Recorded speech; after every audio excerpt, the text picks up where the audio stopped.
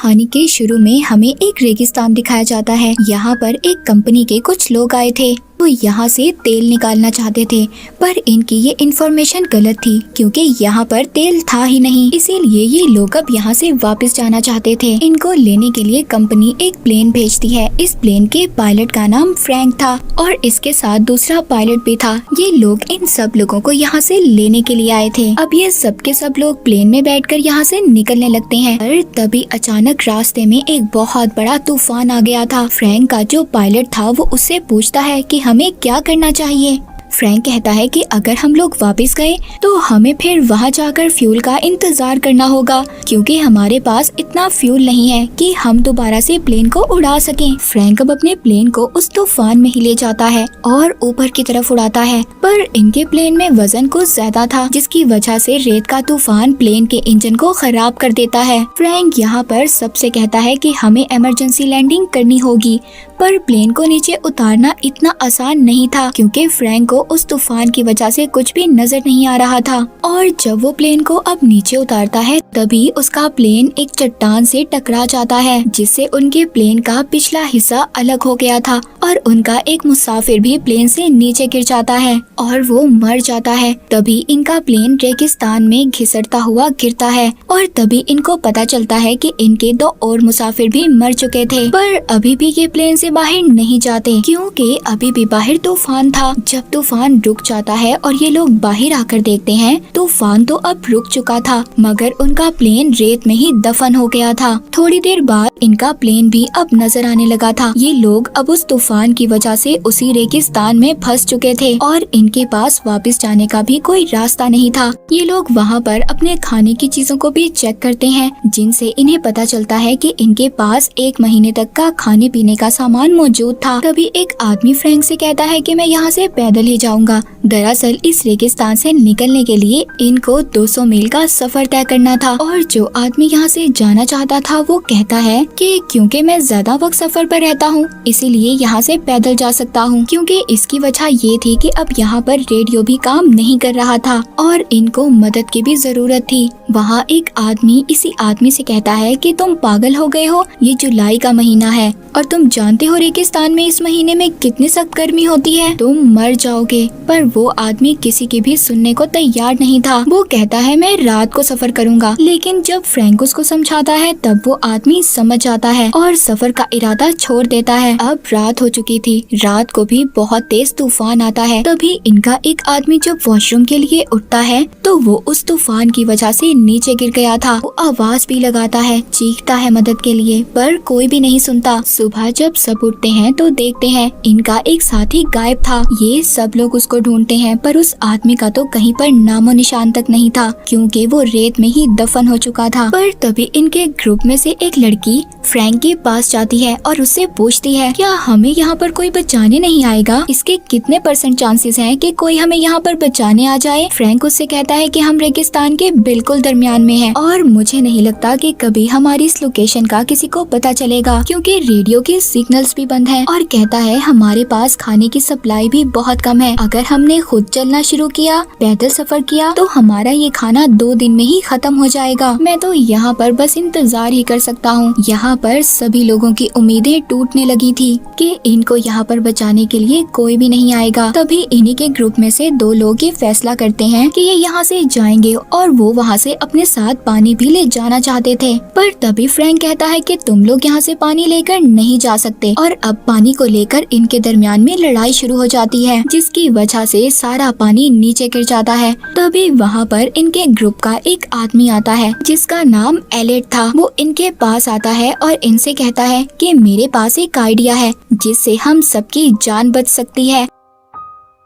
वो कहता है कि हम इस अपने टूटे हुए प्लेन से एक नया प्लेन बना सकते हैं। फ्रैंक कहता है तुम प्लेन के बारे में क्या जानते हो। वो कहता है मैं प्लेन्स डिजाइन किया करता था। दरअसल यहाँ पर एलिट के बारे में कोई भी नहीं जानता था कि वो कौन है और कहाँ से आया है क्योंकि वो इस कंपनी में अभी अभी नया आया था और इसको इनके साथ काम करते हुए थोड़ा ही टाइम हुआ था। सब एलिट के बारे में जानकर काफी हैरान थे। वो कहते हैं ठीक है हम सब तुम्हारा साथ देंगे, पर फ्रैंक इस बात पर तैयार नहीं था क्योंकि क्योंकि वो जानता था कि ऐसा कुछ भी नहीं हो सकता। अब जब सुबह होती है तो इनमें से एक और आदमी गायब था। इनके ग्रुप में जो लड़की थी वो कहती है कि मैं जाऊंगी उसको ढूंढने के लिए, पर फ्रैंक उस लड़की को रोकता है और कहता है रुक जाओ, मैं जाऊंगा उसको ढूंढने के लिए, और खुद चला जाता है। अब वो उस जगह पर पहुंच गया था जहां पर इनका प्लेन चट्टान से टकराया था और यहाँ पर इनका एक आदमी गिर भी गया था। उसकी लाश अभी भी वहीं पर पड़ी हुई थी, पर उसकी बॉडी पर कपड़े नहीं थे और गोलियों के निशान भी थे। तभी वहाँ पर एक और आदमी आता है और कहता है कि मुझे लगता है यहाँ पर लुटेरे आए होंगे जो इसके कपड़े और सब कुछ ले गए। फ्रैंक उस आदमी को यहाँ से जाने का कहता है, पर अब वो आदमी जो इन्हीं के ग्रुप का था फ्रैंक से पूछता है कि तुम प्लेन क्यों नहीं बनाने देना चाहते। वो कहता है मैं लोगों को झूठी उम्मीद क्यों दिलाऊं, क्योंकि मैं जानता हूँ कि प्लेन कभी भी नहीं बन सकता। वो आदमी कहता है देखो लोगों को हम उम्मीद तो दिलवा सकते हैं, उम्मीद पर दुनिया कायम है। अब उस आदमी की बातें सुनने के बाद फ्रैंक प्लेन बनाने के लिए तैयार हो गया था। ये लोग अब उसी जगह आ जाते हैं जहाँ पर इनका बाकी ग्रुप भी था।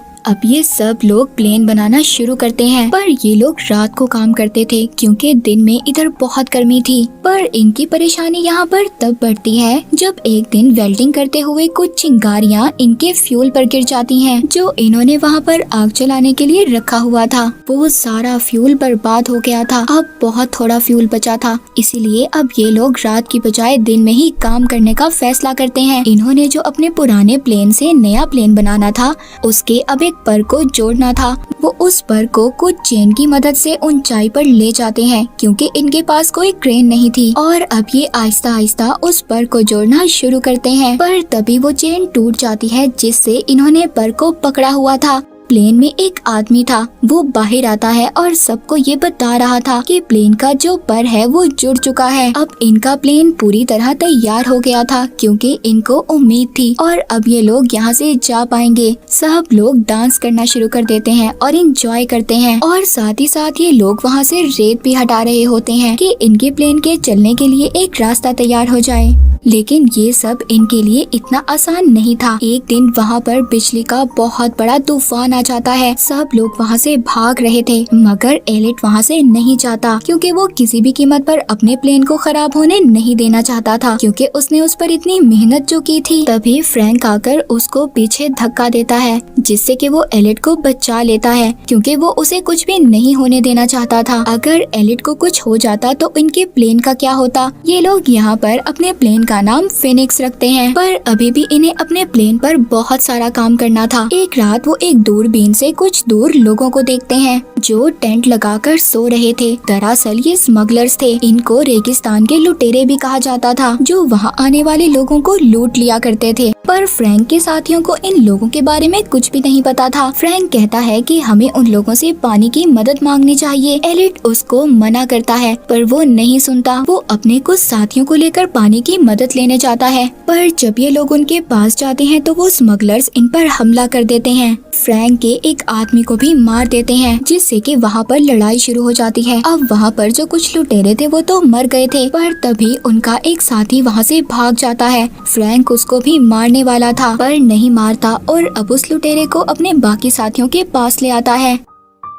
सब कहते हैं इसे मार दो। फ्रैंक सबको रोकता है, तभी एलिट आकर उसको मार देता है। फ्रैंक उसको इस बात पर बहुत डांट रहा था। तभी एलिट उससे कहता है ये सब तुम्हारी वजह से हुआ है। तुम पायलट थे, तुम हमें बचा सकते थे, पर तुमने ऐसा नहीं किया। फ्रैंक को भी गुस्सा आ गया था। वो एलिट को एक मुक्का मारता है जिससे कि वो नीचे गिर गया था। एलिट भी इन सब बातों से बहुत ज्यादा नाराज हो जाता है क्योंकि फ्रैंक ने सबके सामने उसकी बेइज्जती कर दी थी। एलिट गुस्से में कहता है कि अब मैं प्लेन नहीं बनाऊंगा। मैं इतनी मेहनत करता हूँ और तुम लोग जरा सा भी काम नहीं करते। उनके ग्रुप की एक लड़की एलिट के पास आती है और उससे रिक्वेस्ट कर रही थी, प्लीज मान जाओ ना, तुम्हारे बगैर हम लोग कैसे काम करेंगे, हम नहीं कर सकते। एलिट अब ये शर्त रखता है कि अगर फ्रैंक मुझसे माफी मांगेगा मैं तभी काम करूंगा। फ्रैंक भी उससे माफी मांगता है। एक दिन ये लोग दूरबीन से देखते हैं जो लुटेरा भाग गया था वो अपने बाकी साथियों को लेकर वापिस आ गया है, पर वो इन पर हमला नहीं करते क्योंकि इनके पास गन्स नहीं थी। फ्रैंक ने उन लुटेरों से सभी गन्स ले ली थी जो कि फ्रैंक और उसके साथियों के पास थी। वो लुटेरे ये जानते थे कि इनके पास खाने पीने का सामान बहुत कम रह गया है। वो इसी बात का इंतजार कर रहे थे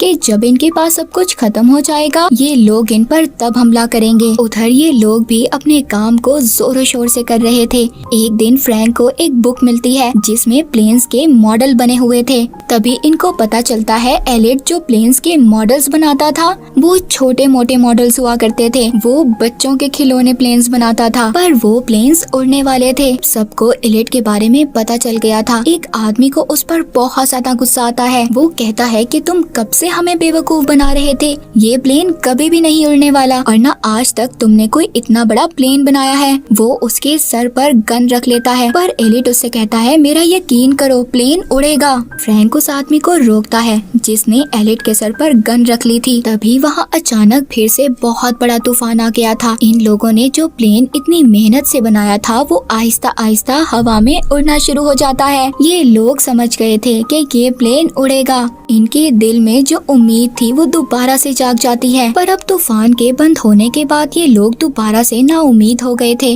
फ्रैंक सबसे कहता है कि प्लेन उड़ेगा। ये सभी लोग प्लेन को रेत से निकालते हैं, उस जगह पर लेकर आ जाते हैं जहाँ पर रेत नहीं था। प्लेन को स्टार्ट करते हैं। प्लेन स्टार्ट हो गया था और अगले ही पल वो बंद भी हो जाता है। पर थोड़ी ही देर बाद उनका प्लेन दोबारा से स्टार्ट हो जाता है मगर तभी उसके इंजन की आवाज सुनकर वहाँ पर वही लुटेरे आ गए थे जो वहाँ पर छुपे हुए थे और कब से इनको लूटने का इंतजार कर रहे थे। वो अपने घोड़ों पर गन्स लेकर इनको मारने के लिए आए थे पर ये सब के सब प्लेन के ऊपर चढ़कर उसके ऊपर लटक जाते हैं। दरअसल प्लेन का डिजाइन ऐसा था कि इसके अंदर किसी के भी बैठने की जगह नहीं थी, इसीलिए ये सब के सब ऊपर लटक गए थे। इनका प्लेन अब आहिस्ता आहिस्ता आगे बढ़ना शुरू करता है पर पीछे से लुटेरे इन पर गोलियां चला रहे थे। इनको कोई भी गोली नहीं लगती और तभी इनका प्लेन एक गहराई में जाकर गिर जाता है। उन लुटेरों को ऐसा लग रहा था कि ये सब के सब मर गए पर थोड़ी देर बाद इनका फिनिक्स आसमान में उड़ने लगता है। ये सब के सब बहुत ज्यादा खुश थे